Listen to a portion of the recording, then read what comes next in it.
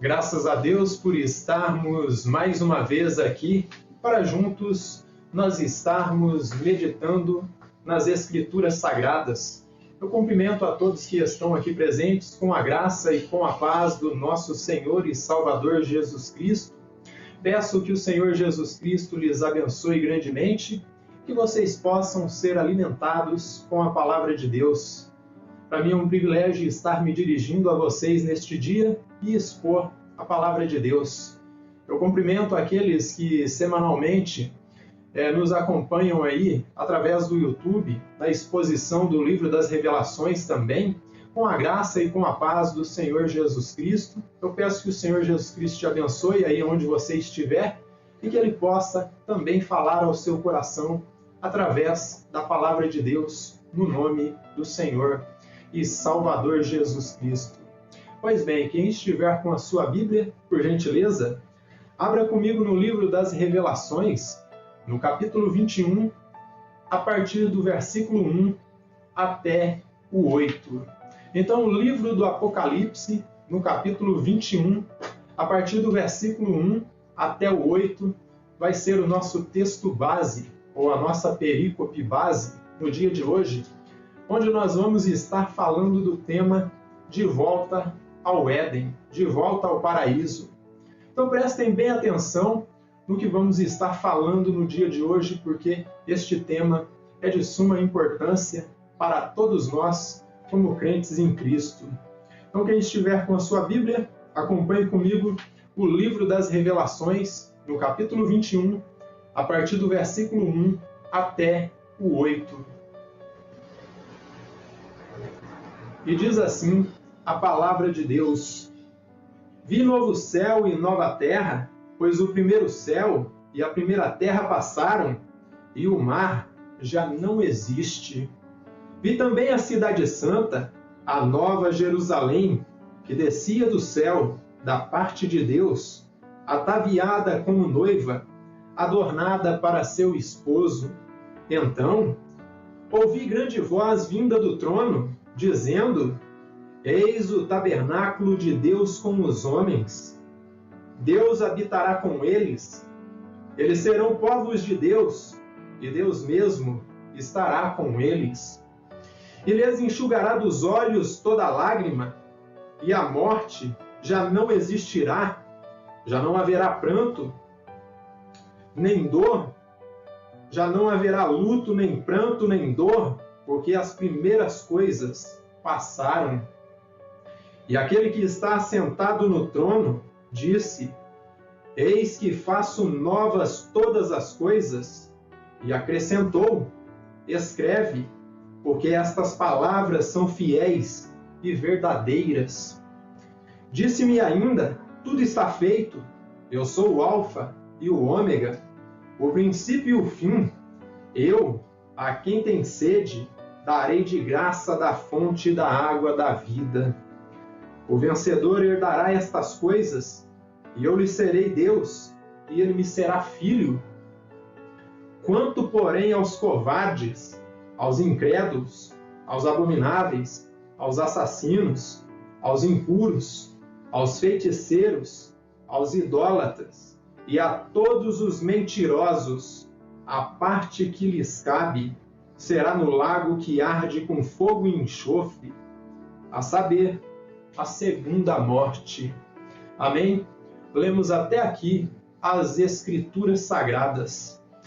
Esta sessão, meus queridos irmãos, ela nos traz esperança, pois revela para nós o cuidado que Deus tem tido com o seu povo e o cuidado que Ele tem com os seus eleitos.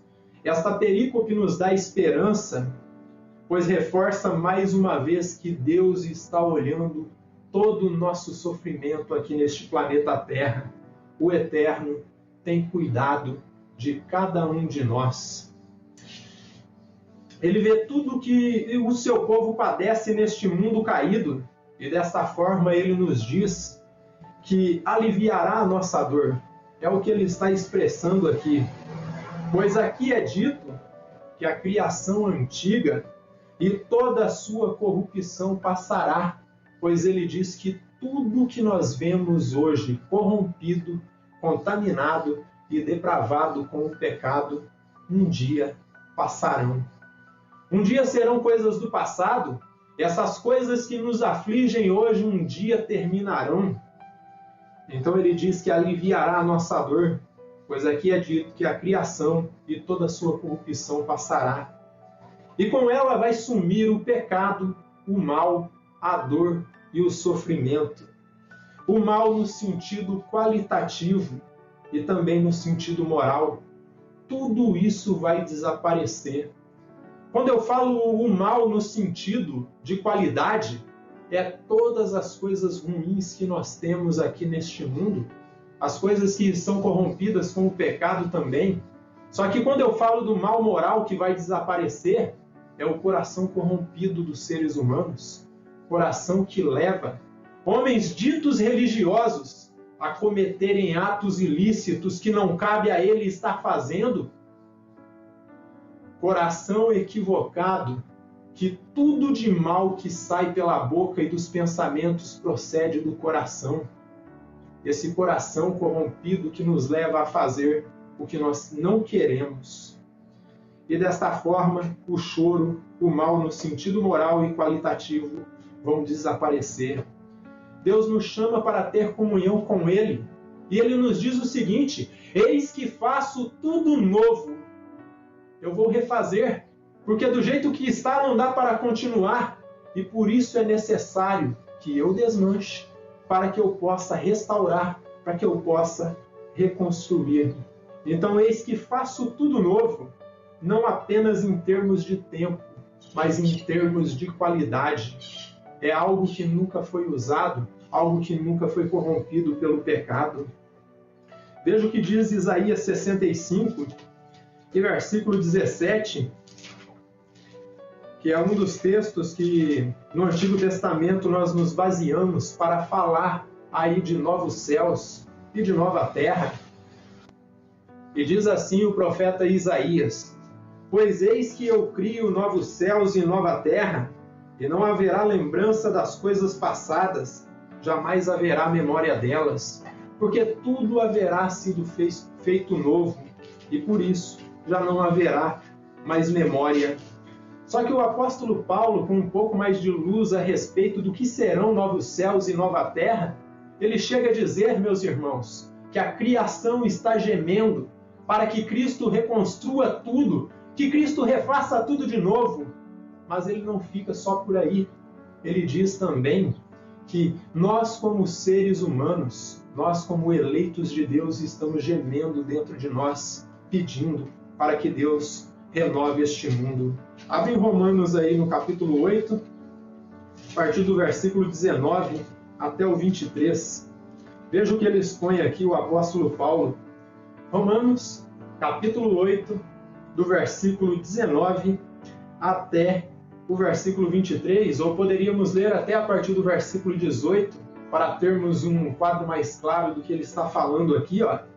Ele diz assim, porque para mim tenho por certo que os sofrimentos do tempo presente não podem ser comparados com a glória a ser revelada em nós. O que ele quer dizer com isso? Ele está dizendo que as provações que nós enfrentamos aqui neste mundo, elas são efêmeras, elas são passageiras, elas são sem sentido, comparadas com o que Deus tem reservado para nós em novos céus e em nova terra. Não dá para comparar essa existência miserável e pecadora aqui deste mundo com a existência que nós teremos na eternidade. E o verso 19, a ardente expectativa da criação aguarda a remissão ou aguarda a revelação dos filhos de Deus, pois a criação está sujeita à vaidade, não voluntariamente, mas por causa daquele que a sujeitou. Então, tudo está sujeito à vaidade aqui neste mundo, tudo está sujeito à corrupção, mas não é por causa dele mesmo, mas é por causa do pecado que a sujeitou em corrupção. Na esperança de que a própria criação será redimida do cativeiro da corrupção para a liberdade da glória dos filhos de Deus. Porque sabemos que toda a criação a um só tempo geme e suporta angústias até agora. E ele diz, e não somente ela, mas também nós mesmos que temos as primícias do Espírito.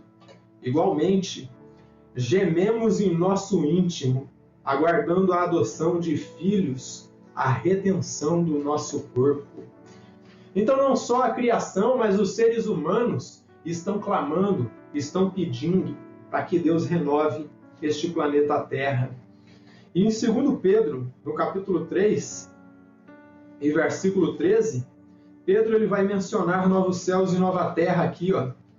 Ele diz assim, 2 Pedro, no capítulo 3, e versículo 13. Lembrando que estamos aqui ainda só na introdução. Estou dando alguns textos aqui para que vocês tenham um período de introdução ao que são novos céus e nova terra.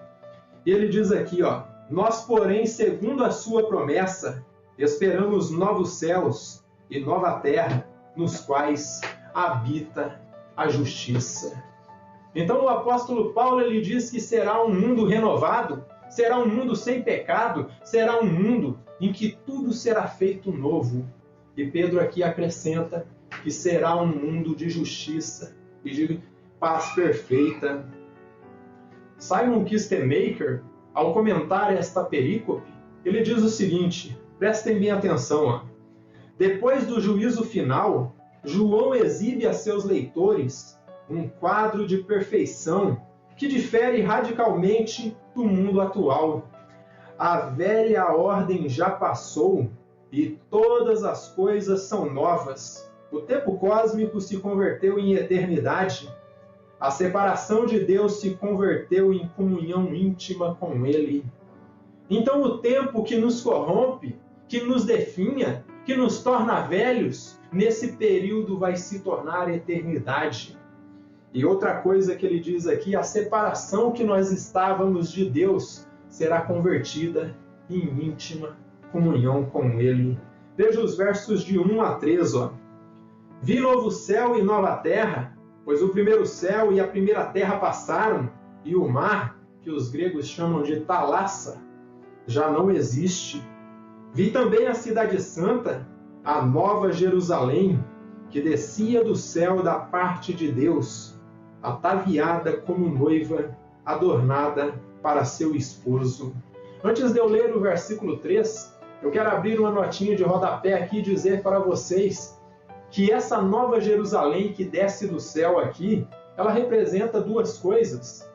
Muitos teólogos podem dizer que representa literalmente apenas uma cidade, mas o que está sendo descrito aqui é algo maior e mais sublime do que nós conseguimos enxergar, porque João está descrevendo tanto uma cidade física, uma cidade literal, porque ele dá as medidas dela aqui no capítulo 21, que é um assunto para a semana que vem, mas ele também descreve o que representa a Igreja do Senhor e Salvador Jesus Cristo, tanto os crentes do Antigo Testamento quanto os do Novo.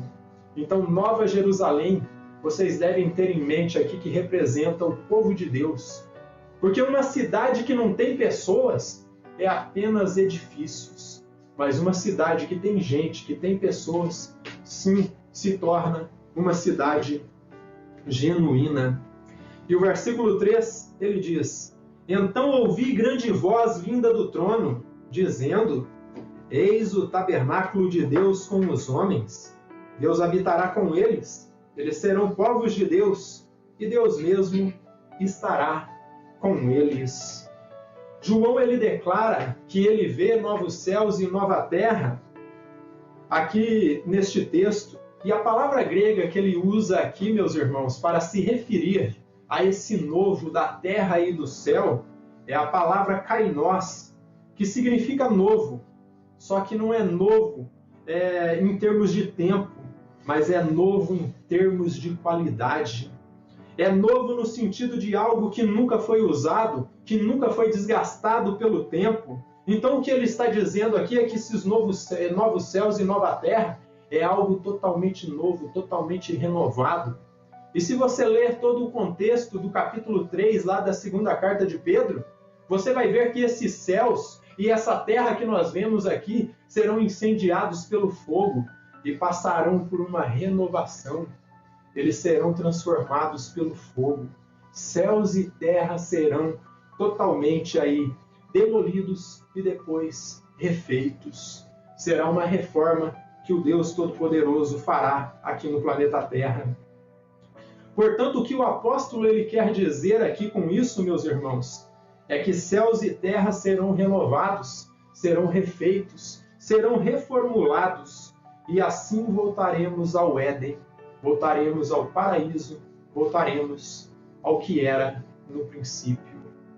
Isso demonstra que transformação não é só para nós, não é apenas para nós, não somos os únicos que teremos o nosso corpo mortal corruptível aqui transformado, refeito e redimido. Também a criação, o planeta Terra completo, as aves, os animais terrestres e também as plantas. O universo completo será redimido do caos que se encontra hoje. O nosso autor ele declara que nesse período, o que ele chama aí na língua grega, que eu já disse aí, talassa, o mar, ele menciona que o mar já não existirá. E com isso ele quer dizer que o caos e as turbulências e os problemas que nós enfrentamos hoje serão coisas do passado. Mar aqui neste texto, diferente do capítulo 13 do livro das Revelações, não representa povos, línguas e nações aqui. Aqui representa todo o caos que está manifestado no planeta Terra. Olhe para o mar, para toda a sua agitação, toda a sua turbulência. Então o que João quer dizer que o mar já não existe é que já não haverá mais turbulência, já não haverá os problemas que existem hoje, a dor, o sofrimento. Todos os problemas que nós enfrentamos aqui neste mundo serão coisas do passado. Então, tudo isso será coisa do passado. Essa perfeição virá da parte de Deus, da presença de Deus que estará manifestada entre nós, a Nova Jerusalém, o povo da aliança, a noiva do Cordeiro. Toda essa perfeição virá do próprio Criador. Dessa forma, João ele usa para se referir ao tabernáculo de Deus que se abriu entre os homens aqui, a palavra grega esquiné, que mais faz lembrar para nós a palavra Shekinah em hebraico. E eu não sei se vocês conhecem um pouco aí dessas palavras hebraicas, mas Shekinah no Antigo Testamento se refere à presença e à glória de Deus. Então era o mesmo que João estivesse dizendo: a glória de Deus vai ser revelada entre vocês, vocês vão ver Deus cara a cara, o que Moisés almejava, vocês vão conseguir ver. O próprio Moisés estará lá, ele verá Cristo face a face, ele verá o seu Deus face a face. Será que textos como esse não são para aquecer o nosso coração, para encher o nosso coração de esperança, meus irmãos? Então João usa a palavra grega esquené, quando diz que o tabernáculo de Deus estará entre o seu povo. Essa palavra significa que Deus tabernaculará entre nós. Essa foi a mesma palavra que João usou no seu evangelho para se referir à encarnação de Jesus, no capítulo 1 de João e versículo 14, aonde ele diz que o Verbo se fez carne e habitou entre nós. Vimos a sua glória como a glória do unigênito do Pai, cheio de graça e de verdade. E esta palavra literalmente quer dizer que Deus armou a sua tenda entre nós. Ele tabernaculou entre nós. Ele fez a sua casa entre o seu povo. Ele veio morar entre os seus eleitos. E assim céu e terra se tornam uma coisa só, porque o próprio Deus estará revelado aqui. E desta forma, céus e terra se tornarão uma coisa só, sem divisão. A glória de Deus verdadeiramente estará revelada no meio do seu povo. Então percebam, a esquené divina, o tabernáculo divino foi manifestado entre o seu povo, porque aquilo que nos separava dele foi retirado, que é o pecado. Já não tem mais barreira para Deus estar aqui entre nós. Tudo foi refeito, tudo foi feito novo. A terra precisa ser restaurada de fato, meus irmãos, pois o pecado maculou toda a criação. E ainda toda a imagem de Deus nos homens, essa imagem de Deus nos seres humanos foi corrompida e foi deformada em todas as suas áreas. Não ficou nada aonde o pecado não tocasse. E por isso que os nossos irmãos lá, quando prescreveram os cânones de Dort, fazendo uma contra-remonstrância contra os arminianos, eles diziam que o pecado que havia afetado o povo de Deus e depravou totalmente o povo de Deus, agora tem uma solução para ele. E é daí que eles tiram o termo depravação total, porque a imagem de Deus nos homens, ela foi corrompida e deformada em todas as áreas.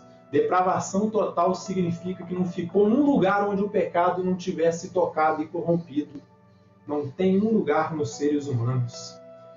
Esse texto revela que só seremos verdadeiramente santos e plenamente restaurados quando o Senhor fizer tudo novo. Quando Ele acabar com o pecado, quando Ele acabar com aquilo que nos macula, com aquilo que nos separa dele.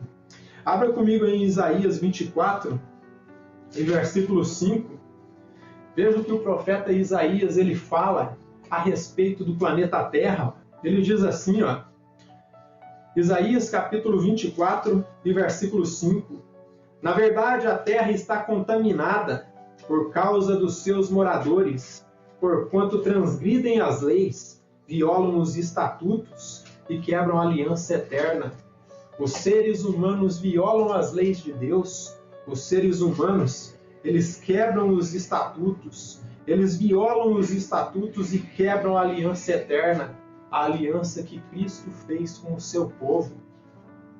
Eles quebram quando eles criam um Jesus travesti, como foi feito recentemente, e uma performance esdrúxula e retardada. Uma performance onde uma pessoa trans, ela encenava que era Jesus e dizia que Jesus pode ser transgênero. E eu dizia, quando havia visto isso e pensava comigo, isso é obra do diabo, isso é obra da carne, isso é obra da depravação total, isso não vem de Deus. E os seres humanos, eles debocham de Cristo, eles debocham da palavra de Deus, eles debocham dos crentes, debocham de todos nós. Mas nós vimos aqui neste texto que um dia, esse mesmo Jesus que é debochado hoje, ele virá como Rei dos Reis e Senhor dos Senhores, e ele irá cobrar todas as faltas dos seres humanos.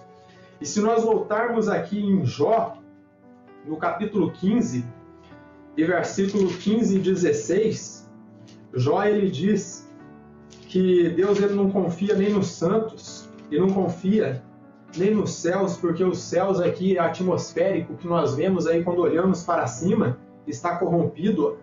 Ele diz assim, Jó capítulo 15, de versículo 15 e 16, prestem bem atenção, Eis que Deus não confia nem nos seus santos, nem os céus são puros aos seus olhos, quanto menos o homem, que é abominável e corrupto, que bebe a iniquidade como água. Então o homem aqui, na situação de depravado totalmente, ele bebe a iniquidade como se fosse água, e desta forma está separado de Deus. Estes versos expressam o desejo ardente dos santos, dos crentes desde o Antigo Testamento. Esse desejo é antigo, um desejo daqueles que entendem que este mundo caído não é o seu lugar. Então, se você tem entendido que este mundo caído e corrompido pelo pecado, ele não é o seu lugar, você tem esse desejo ardente dentro do seu coração de voltar para a sua pátria natal, para a eternidade, pois saiba que você é um eleito de Deus.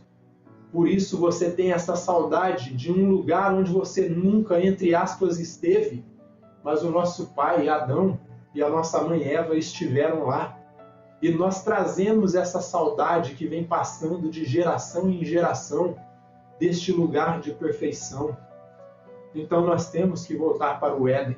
o mundo tem que ser restaurado. É o desejo daqueles que entendem que este mundo caído não é o seu lugar. Um desejo ardente de voltar para a sua pátria natal, a eternidade, e estar com Deus para sempre. Veja o que diz o autor da carta aos Hebreus, no capítulo 11, versículo 13 ao 16.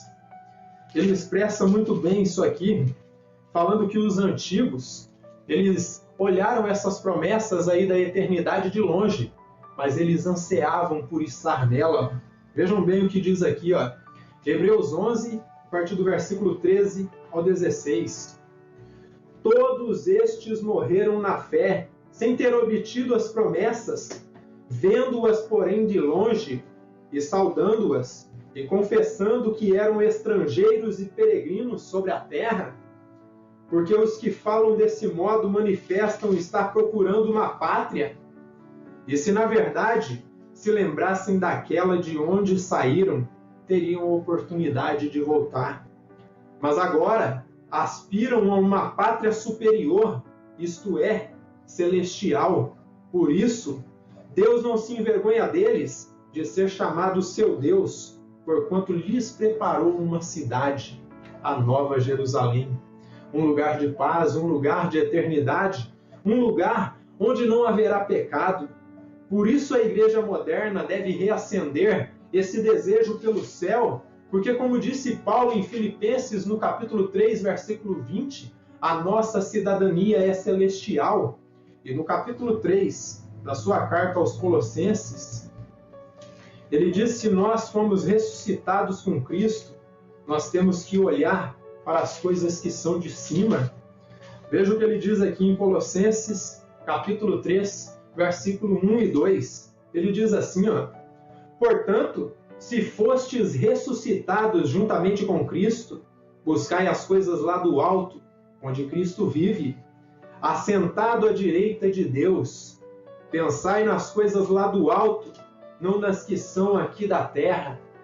Então é necessário que a igreja retorne às suas origens, que essa igreja moderna, corrompida pelo pecado, ela tem se esquecido do céu e tem se tornado antropocêntrica e materialista, preocupada com o aqui e agora. Muitas igrejas estão preocupadas com números, com metas, procurando encher os seus templos e se esquecendo de se encher do Espírito Santo.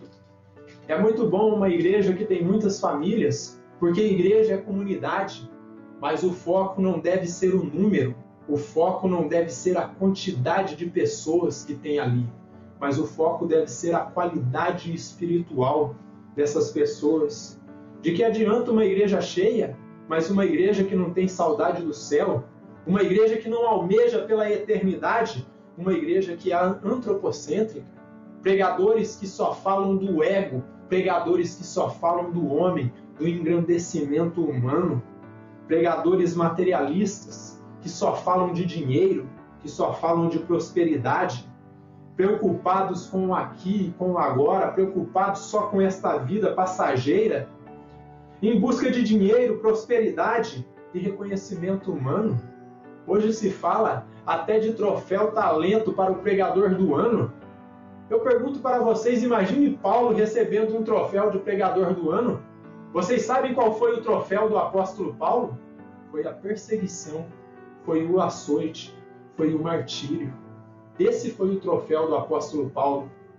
Agora esses pregadores estrelinhas de hoje, eles querem se aparecer, eles querem ser vistos pelos homens, querem se engrandecer e se dizerem grandes pregadores, se dizerem homens que têm grande eloquência, que têm uma boa dicção, que sabem falar, que sabem convencer os homens da sua doutrina maldita e falsa.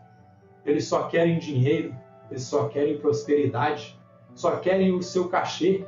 Eles não estão preocupados em ir pregar para alimentar ovelhas, mas estão preocupados em encher a sua conta bancária de dinheiro, para andar de jatinho, de terno de marca, sapatos italianos de grife.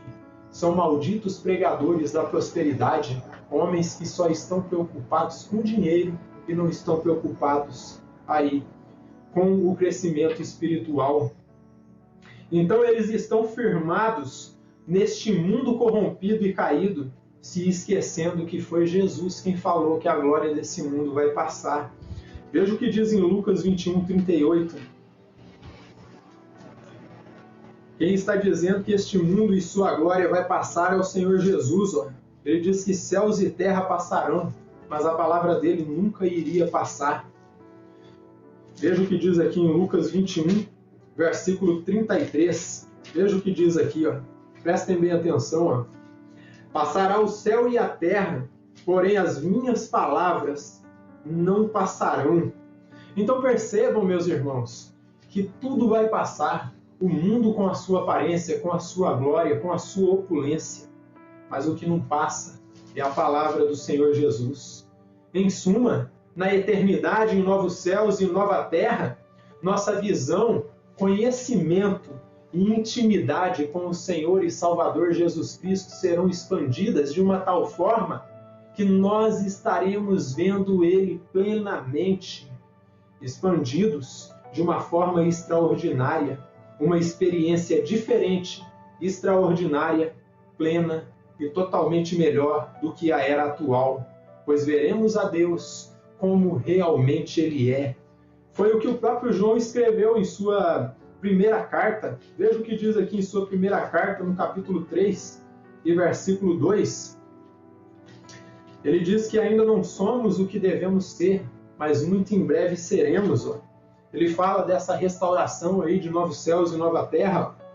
Então, 1 João capítulo 3, versículo 2, ó. Amados, agora somos filhos de Deus e ainda não se manifestou o que haveremos de ser. Sabemos que quando Ele se manifestar, seremos semelhantes a Ele, porque haveremos de vê-lo como Ele é.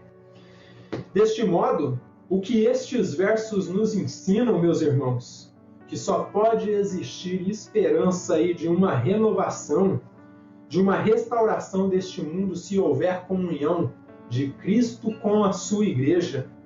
Por isso é necessário nos afadigarmos, meus irmãos, em oração e em estudo das Escrituras, pois quanto mais conhecermos do nosso Criador, mais íntimos dele nos tornaremos. Quanto mais aprofundarmos o nosso conhecimento do nosso Criador, mais intimidade nós teremos com Ele.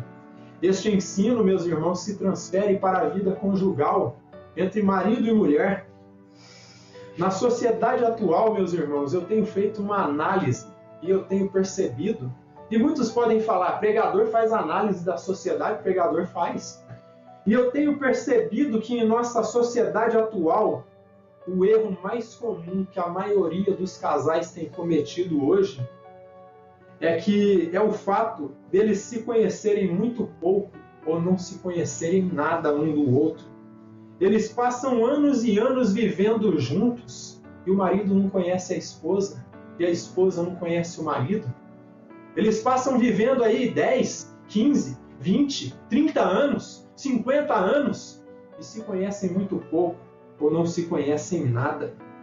A grande realidade que nós vemos dentro das Escrituras, meus irmãos, é que quando um homem ele se casa com uma mulher, ele se torna uma só carne com ela. E por serem uma só carne, marido e mulher, eles têm o dever de conhecer um ao outro, para que de fato possam se tornar uma só carne. O marido deve perceber quando a esposa está triste e perguntar, minha querida, o que está acontecendo? Tem algum problema que nós podemos resolver? Eu fiz alguma coisa que te chateou? A esposa tem que olhar para o marido e perceber quando ele não está bem. E desta forma, deve ter um conhecimento mútuo de um para com o outro, se aprofundando nos sonhos, fraquezas, lutas, dor, sofrimento. E isso aí, meus irmãos, nós só podemos construir com muito, mas muito diálogo. Eu não estou falando de um monólogo, não estou falando de um só falar e o outro ficar escutando, mas um diálogo recíproco. Um fala, o outro escuta, depois o outro fala e expõe ali as suas razões. Então, deve ser um conhecimento de um ao outro mútuo, se aprofundando nos sonhos, fraquezas, lutas, dor, sofrimento e problemas desta vida. E como eu disse, isso se constrói com muito, mas muito diálogo. Um ouvindo o outro, um expondo o que está sentindo dentro de si, colocando para fora o que te aflige, os problemas que ele está enfrentando. E com isso, como eu disse, eu não estou falando de um monólogo, mas de um ouvir o outro, chorar abraçados e assim compartilhar a fadiga deste mundo maldito, caído e contaminado pelo pecado, um carregar as cargas do outro. É uma análise que eu tenho feito da minha própria vida, meus irmãos, e da vida alheia também, da vida dos outros. Eu tenho enxergado esses problemas, porque maridos passam a vida inteira vivendo com a sua mulher e muitas vezes não sabe quando ela está triste, quando ela quer falar, quando ela necessita ser ouvida, e passam anos e anos, e a esposa, quando o marido chega do trabalho, ela não tem capacidade de entender o sofrimento que aquele homem tem enfrentado todos os dias, as cargas que ele tem carregado. Certa feita, vi um pregador dizendo o seguinte: muitas vezes o marido ele chega em casa e ele não quer conversar. Ele está cansado, está com fome, passou um dia difícil. A única coisa que ele quer é comer e ficar em silêncio. Depois que ele comer, passar o momento dele ali, que ele ficou em silêncio, o momento de estar pensando em nada. É nesse momento que a esposa deve se aproximar e tentar falar com ele. Só que muitas vezes o desgaste do dia a dia atrapalha. Então, esse é o dever do homem para com a mulher e a mulher para com o homem. Um deve carregar a carga do outro, compartilhar a fadiga deste mundo caído, maldito e corrompido pelo pecado. Um carregar ali as cargas do outro. Versos 4 ao 7, veja o que diz aí, ó. E lhes enxugará dos olhos toda lágrima, e a morte já não existirá, já não haverá luto, nem pranto, nem dor, porque as primeiras coisas já passaram. E aquele que está assentado no trono, ele disse: Eis que faço novas todas as coisas. E acrescentou: Escreve, porque estas palavras são fiéis e verdadeiras. Disse-me ainda: tudo está feito. Eu sou o Alfa e o Ômega, o primeiro, o princípio e o fim. Eu, a quem tem sede, darei de graça da fonte da água da vida. O vencedor herdará estas coisas, e eu lhe serei Deus, e ele me será filho.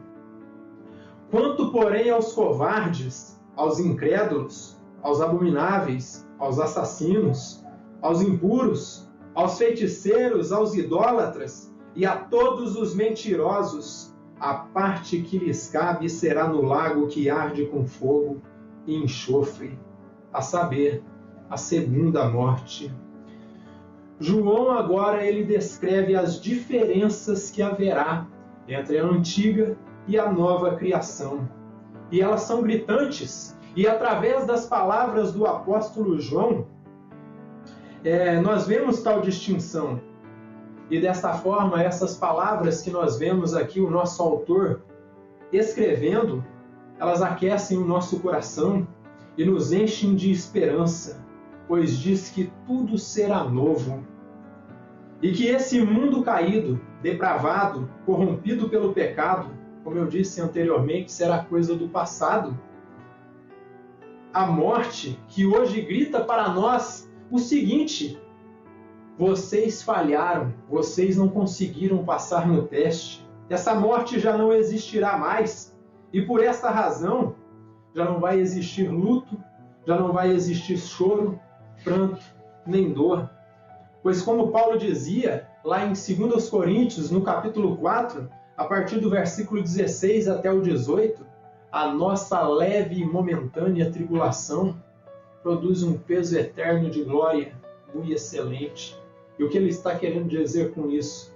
Que um dia, essa leve e momentânea tribulação que nós enfrentamos neste mundo será coisa do passado, ela haverá terminado, então veremos como realmente são as coisas eternas. Nós beberemos da água da vida, da fonte da água da vida, que é Jesus, e por fim herdaremos tudo o que aqui foi descrito.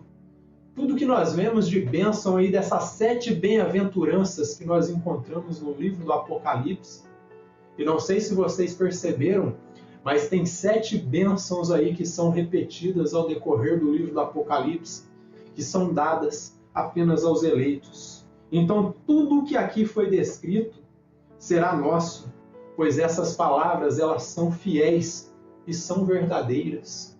E se são fiéis e são verdadeiras, será que são dignas de confiança, meus irmãos? É claro que sim. Neste período, a dor da separação, da morte, ela será extinta. Sepulturas já não serão necessárias, não haverá mais necessidade delas, elas não serão feitas mais, não haverá epitáfios mais, inscrições aí em lápides, não haverá mais choro pela morte de entes queridos, não choraremos por amores perdidos e muito menos choraremos aí lágrimas de arrependimento, porque tudo aquilo que nos corrompe, macula e deprava, tudo aquilo que nos separa de Deus, já não mais irá nos macular.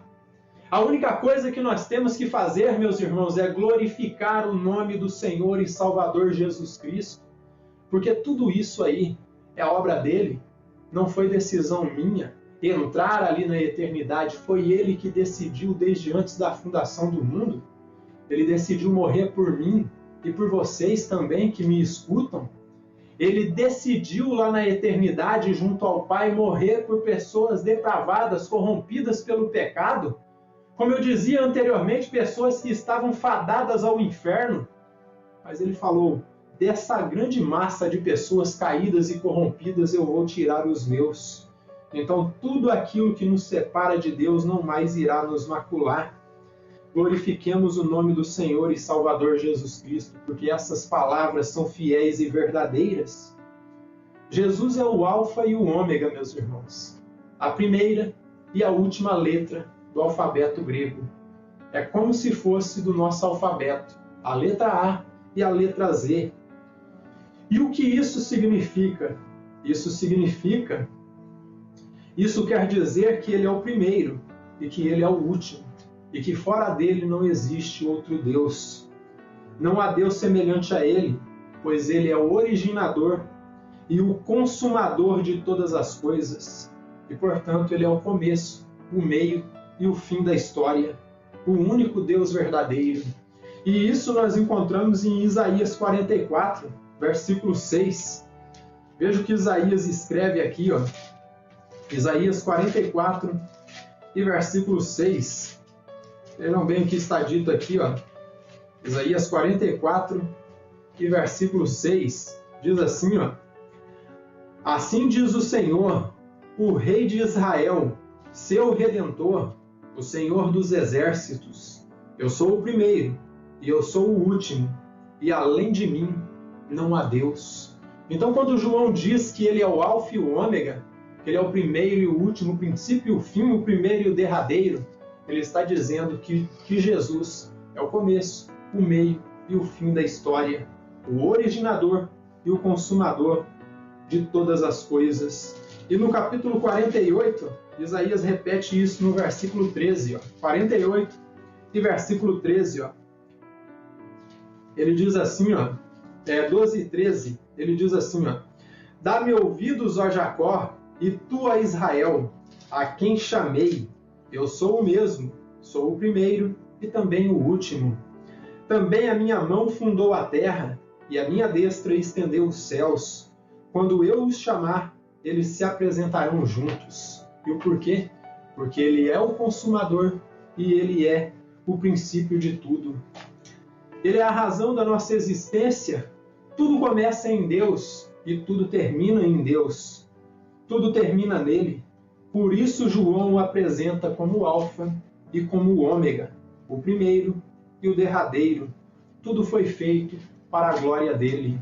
E o apóstolo Paulo, em sua carta aos Romanos, no capítulo 11, versículo 33 até o 36, Paulo ele expõe que há uma profundidade aí na divindade, a profundidade da riqueza. Ele diz assim, ó, a profundidade da riqueza, tanto da sabedoria como do conhecimento de Deus, quão insondáveis são os seus juízos e quão inescrutáveis os seus caminhos. Quem, pois, conheceu a mente do Senhor? Ou quem foi o seu conselheiro? Ou quem primeiro deu a ele para que lhe venha a ser restituído? Porque dele, e por meio dele, e para ele são todas as coisas. A ele, pois, a glória eternamente. Amém. Ninguém conheceu a mente do Senhor, meus irmãos. Ninguém foi seu conselheiro. Ninguém deu nada para Deus, para que depois possa querer ser restituído. Ele é o princípio e o fim. Ele é o alfa e o ômega. Esses versos nos consolam, porque nos mostram que os crentes que hoje choram, em breve serão consolados. A morte será tragada pela vitória do Senhor e Salvador Jesus Cristo. Então saiba, eu quero dizer para você que ainda hoje sofre aí pela perda de um ente querido e hoje chora e pranteia todos os dias, às vezes, todos os dias e todas as vezes que se lembra do seu pai, se lembra da sua mãe, se lembra dos seus avós, tios e tias, sobrinhos ou sobrinhas que partiram, filhos e filhas, amigos ou amigas. Saiba que Cristo, através de sua palavra, Ele está dizendo que um dia toda lágrima se secará e você não mais chorará. E toda a dor que nós sentimos aí na partida, como eu dizia, quando a morte grita que nós falhamos, a dor da separação, Cristo te dará completa alegria e perfeita satisfação. Portanto, acalma o teu coração, se jogue aos pés da cruz e descansa nos braços do teu Senhor, o Senhor Jesus Cristo. Esses versos revelam quem são as pessoas que vão participar da eternidade e também vão desfrutar dela. São todos aqueles que estão insatisfeitos com essa condição miserável de pecado, de depravação total, uma situação de desespero, porque todas as vezes que nós pecamos, nós nos reprovamos e olhamos diante de Deus e dizemos: Senhor, eu falhei, eu não queria cometer isso, mas eu cometi. Saiba que um dia toda essa condição que você está experimentando hoje, uma condição miserável de pecado e de depravação total, de desespero, um dia ela vai passar. Você pertence àquele grupo daqueles que têm sede do Deus vivo, sede que foi colocada neles pelo próprio Deus, e que através da graça irresistível faz eles caírem de joelhos diante do Salvador e gritar: Jesus, filho de Davi, tem compaixão de mim, porque eu sou o mais vil pecador. Esses são os eleitos, os escolhidos de Deus desde antes da fundação do mundo. São eles que vão experimentar a eternidade, que vão desfrutar dela. William Barclay, ao comentar aqui esses versos, ele diz o seguinte: a bem-aventurança não é para todos, a bem-aventurança é somente para o vencedor, para aquele que continua fiel, quando tudo busca separá-lo de sua lealdade, aquele que se mantém puro, quando tudo tenta sujá-lo. É para essas pessoas que está reservada a eternidade em novos céus, em nova terra. Mas não pense que tudo é um mar de rosas, meus irmãos, porque João ele termina essa sessão com um alerta para os crentes. E ele diz para não sermos covardes, para não sermos devassos, para não sermos idólatras, para não sermos pessoas pecaminosas. João ele destaca aqui 8 tipos de pecado. Ele fala primeiro da covardia, em segundo lugar ele fala da incredulidade, em terceiro lugar ele fala de abominação, em quarto lugar de assassinato, em quinto lugar de impureza, em sexto lugar de feitiçaria, e em sétimo lugar de idolatria, e em oitavo lugar ele fala da mentira. Só que ele fala de uma única sentença. E o que isso quer dizer? Que pecado é pecado diante de Deus e que pecadores jamais vão entrar no reino de Deus. A partir de agora, João ele faz o reverso do que ele tinha feito anteriormente. No capítulo 20, ele finaliza falando das bênçãos que os crentes vão receber, mas agora ele abre o capítulo 21, descrevendo o quadro reverso. Depois de falar do que está reservado para os eleitos, agora ele descreve o que vai ser dos rebeldes, o que vai ser dos ímpios. Aqueles que de forma consciente viveram na imundícia do pecado, homens que fizeram feitiçaria, homens que fizeram essa feitiçaria, seja por meio de magia negra, de artes ocultas ou de falsos ensinos. Porque em uma certa feita eu ensinei para vocês que feitiçaria não é só magia negra, não é só artes ocultas. Feitiçaria é você trazer um ensino falso. Feitiçaria é você encaminhar as pessoas para o inferno. Ele diz aqui que os feiticeiros não vão herdar o reino do céu, seja por meio de magia negra, artes ocultas ou por meio de falsos ensinos. Outros que João chama aqui de covardes. A tradução Almeida Revista Corrigida traz o termo aí, tímidos, mas essa não é uma boa tradução. A tradução para o que João está falando aqui, ele está falando de covardia, ele não está falando de timidez. Covardes que são aqueles que conheceram a verdade do Evangelho, mas na primeira provação, na primeira perseguição, por medo dos homens, eles negaram a verdade, manipularam a palavra de Deus para agradar o público. Eles mercadejaram com o Evangelho, ensinaram apenas o que a multidão queria ouvir e não o que eles precisavam ouvir. Quantos pregadores vocês já ouviram desse jeito? Que falam apenas o que a multidão quer ouvir e não o que eles precisam ouvir? Deste modo, não seja um covarde. Pregue o Evangelho verdadeiro, o Evangelho da verdade. Não negocie valores que são inegociáveis. Muitos se dizem hoje calvinistas e estão negando até a eleição incondicional.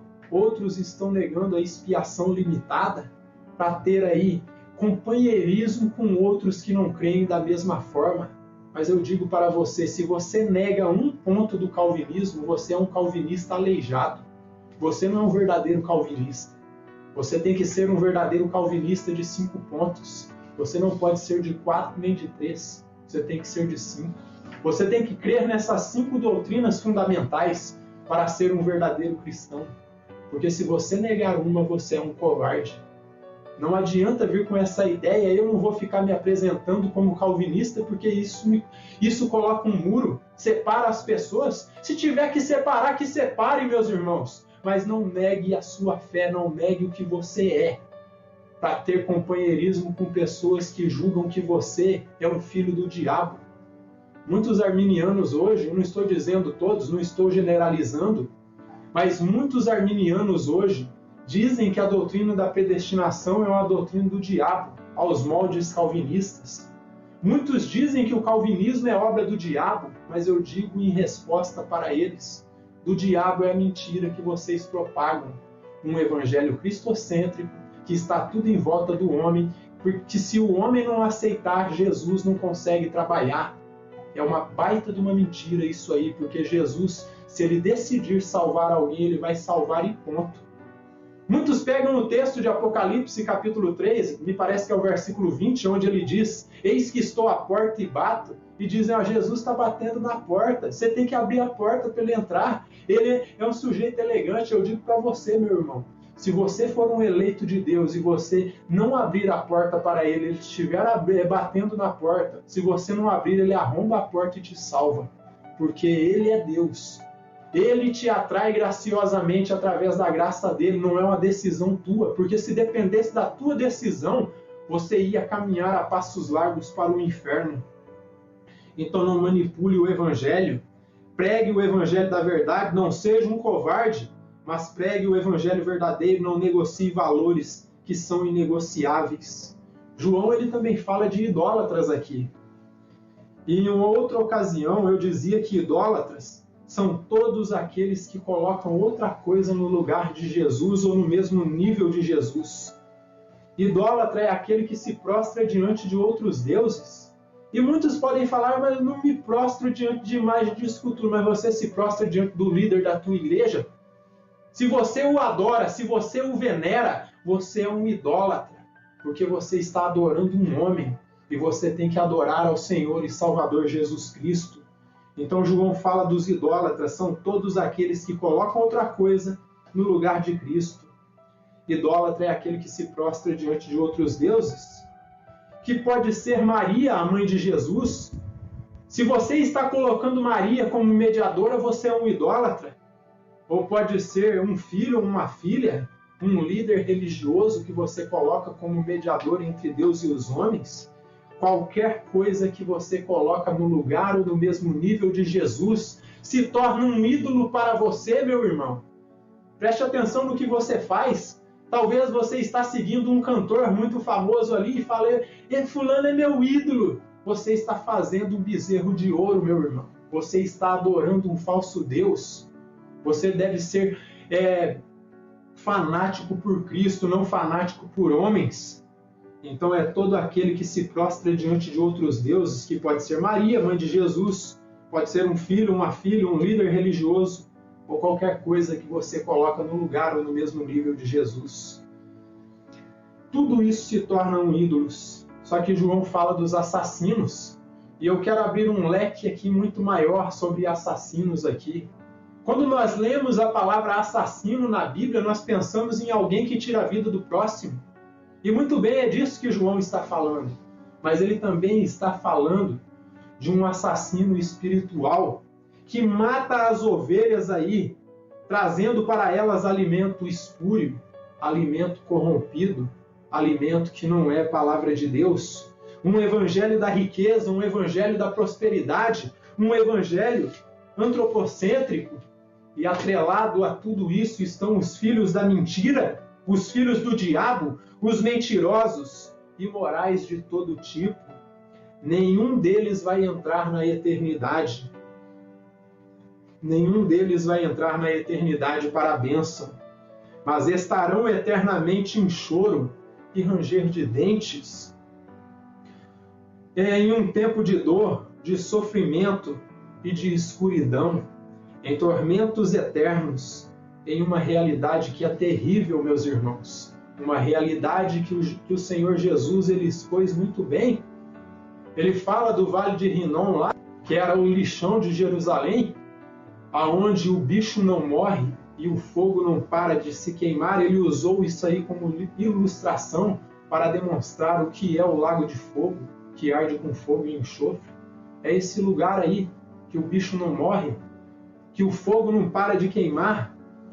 As pessoas gritam, rangem os dentes, clamam por misericórdia, mas neste lugar não tem misericórdia, o fogo não para de queimar. Na nova criação não vai entrar nada pecaminoso, nada corrompido que faz parte do velho mundo. Reflita sobre isso, meu irmão. Reflita sobre isso, minha irmã. Viver uma vida devassa de pecado, de corrupção aqui neste mundo não vale nem um pouco a pena, ainda mais olhando para tudo aquilo que Cristo tem reservado para aqueles que o amam. Não vale a pena apostatar da fé, não vale a pena negar o Evangelho, não vale a pena vender a palavra de Deus, não vale a pena fazer o recolhimento dessas malditas indulgências que vocês têm feito hoje, essas malditas profissões aí que vocês fazem de campanhas, que é apenas para arrecadar dinheiro. Isso eu estou mandando um recado para os teólogos da prosperidade, estou mandando um recado para os neopentecostais. É muito bom a gente dar nome aos bois, para que eles entendam que não vale nem um pouco a pena negar o Evangelho. Apocalipse 22, versículo 15, traz uma lista muito semelhante a essa daqueles que vão ficar fora da eternidade. Apocalipse 22, versículo 15 diz, fora ficam os cães, os feiticeiros, os impuros, os assassinos, os idólatras e todo aquele que ama e pratica mentira. Então saiba, se você ensina ensinamentos heréticos, ensinamentos falsos, você é um mentiroso. Se você ama e pratica mentira, João está dizendo aqui que você não vai entrar na eternidade. Todos que vivem na prática destes atos pecaminosos aqui destacados revelam a sua natureza, revelam que não foram salvos, que não são eleitos, pois a evidência da eleição é perseverança na fé e na santidade. Muitos podem pegar a doutrina da predestinação aí, distorcer ela e dizer, já que já está tudo definido, já que eu fui predestinado por Deus, eu vou viver de qualquer jeito, eu vou viver uma vida porca, uma vida torta, afundada no pecado, porque já está definido, eu já estou salvo. Meu amigo, se você está com esse tipo de pensamento, é porque você não foi salvo. É porque você não é eleito, porque seu nome não está no livro da vida. Porque se o seu nome estivesse lá, você teria repulsa do pecado. Porque você sabe que foi o pecado que levou o seu melhor amigo, como dizia Charles Spurgeon, para a cruz. Foi o pecado que fez Jesus se despir de sua glória, vir aqui neste mundo e morrer por sua causa. Por causa da minha sujeira, por causa da tua sujeira, foi que Cristo desceu e teve que vir e limpar a bagunça. As escolhas que nós fazemos nesta vida, meus irmãos, vão determinar em que reino nós estaremos. Se no reino eterno, em novos céus, em nova terra, ou se no reino do lago de fogo, aonde o que reina ali é escuridão, morte, ranger de dentes e sofrimento por toda a eternidade. Por isso é necessário confrontarmos as nossas vidas com a palavra de Deus. É um confrontamento que deve ser feito hoje. É algo urgente para ver se somos eleitos ou se nós somos covardes. Para assim definirmos onde o nosso coração está fundamentado. Se o nosso coração está olhando para a eternidade, se o nosso coração está olhando para novos céus e nova terra, ou se o nosso coração está arraigado aqui nesta terra, preocupado com as coisas desta vida. Certa feita, meus irmãos, no ano de 1871, houve um grande incêndio na cidade de Chicago, lá na América do Norte, nos Estados Unidos da América, e o grande evangelista Dwight Lyman Moody, ele retornou ali para o seu bairro, ali na cidade de Chicago, e ele foi verificar o que havia sobrado da sua casa depois desse incêndio que houve ali, onde muitas casas foram queimadas. E um amigo seu passava por ali, disse o seguinte para ele: Moody, eu fiquei sabendo que você perdeu tudo. Na sequência, Moody ele responde: meu amigo, eu acho que você entendeu tudo errado. Acho que você entendeu isso muito mal, pois o que me restou é muito mais do que eu perdi. E o seu amigo, com ar de curioso ali, surpreso com as palavras de Moody, ele disse o seguinte: pensando ainda nessas coisas aqui desta terra, Moody, eu não pensava que você era tão rico, porque você está despreocupado aí, está dizendo que o que te sobrou é muito mais do que você perdeu. Estou curioso, pois eu não sabia que você era tão rico assim. Então Moody, ele se endireita ali na conversa, ele pega a sua Bíblia e lê Apocalipse 21 e versículo 7 para ele.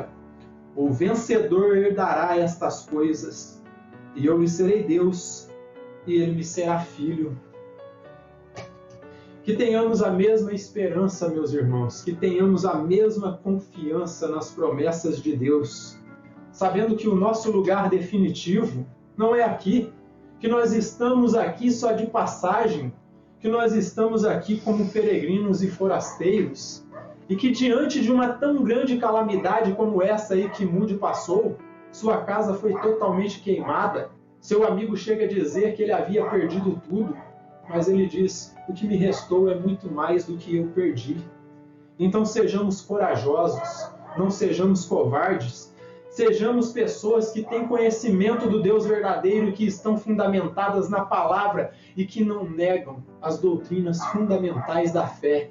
Sejamos verdadeiros cristãos reformados, baseados na palavra de Deus e vivendo biblicamente. Não com ideias humanas, mas com ideias que provêm da palavra de Deus. Que possamos ser pessoas com uma fé inabalável, Moody demonstrou isso em seu tempo, porque ele conhecia o Senhor e Salvador Jesus Cristo. Ele conhecia as 7 bem-aventuranças, e por isso ele foi capaz de dizer: o que me restou é muito mais do que eu perdi. Amém? Que tenhamos a mesma confiança na palavra de Deus e em suas promessas. Que Deus nos abençoe grandemente. Agradeço a atenção de todos. Peço que o Senhor Jesus Cristo lhes abençoe grandemente. Para mim é um privilégio sempre estar expondo a palavra de Deus, tanto para aqueles que estão aqui presentes, quanto para aqueles que nos escutam semanalmente através do YouTube. Você que tem nos acompanhado aí através do YouTube, não se esqueça de deixar o seu like ou o seu dislike. Você tem toda a sua liberdade aí de comentar, compartilhar com seus irmãos em Cristo, para que assim essa mensagem se difunda e chegue ao maior número de pessoas e assim como abençoou a tua vida, possa abençoar a vida de outras pessoas também. Agradeço a atenção de cada um.